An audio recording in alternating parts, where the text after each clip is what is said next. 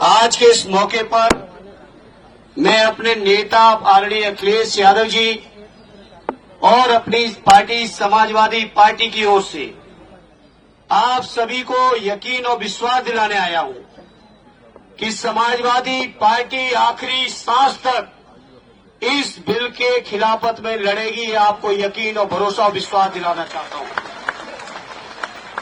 Bill के introduction से लेके जेपीसी से लेके जहां तक ये बिल चला और जहां तक ये बिल जाएगा, चाहे संसद में दोबारा आए, चाहे न्यायालय तक जाना पड़े, हर स्तर पर समाजवादी पार्टी आपके हर फैसले के साथ मजबूती से खड़ी है साथियों।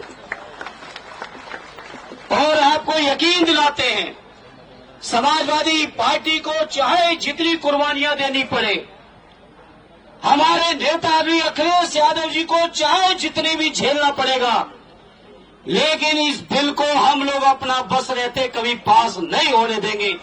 ये हम आपको यकीन और भरोसा दिलाते हैं।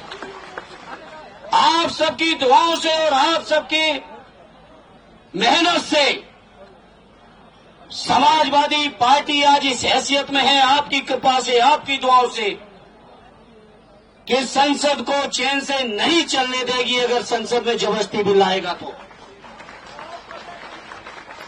ये सरकार की नीयत से आप सब वाकिफ हो। ये सरकार किसी भी तरह से जो हमारे मुसलमान भाइयों के, हमारे बुजुर्गों ने जो जमीनें वक्फ की हैं, चाहे इबादत गाहों के लिए की हो, चाहे शिक्षण संस्थानों के लिए की हो, चाहे कब्रिस्तानों के लिए की हो, चाहे समाज की और तमाम जरूरतों के लिए की हो, उनकी जो नीयत थी वक्फ करने की जमीन की, उस नीयत के खिलाफ जाके सरकार जमीन कब्जा करना चाहती है।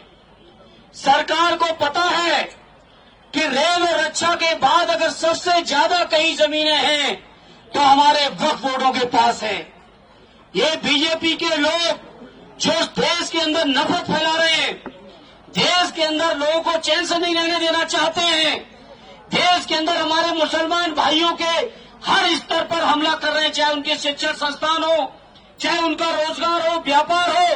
अब तो हद हो गई जब उनके द्वारा वक्फ की हुई जमीनों पर भी इनकी नीयत है। तो मैं आदरणीय अखिलेश यादव जी की ओर से, समाजवादियों की ओर से आप सबको यकीन दिलाता हूं, हर स्तर का संघर्ष करेंगे, इस बिल को वापस करा के छोड़ेंगे। ये मैं आप सभी को यकीन और विश्वास दिलाना चाहता हूं।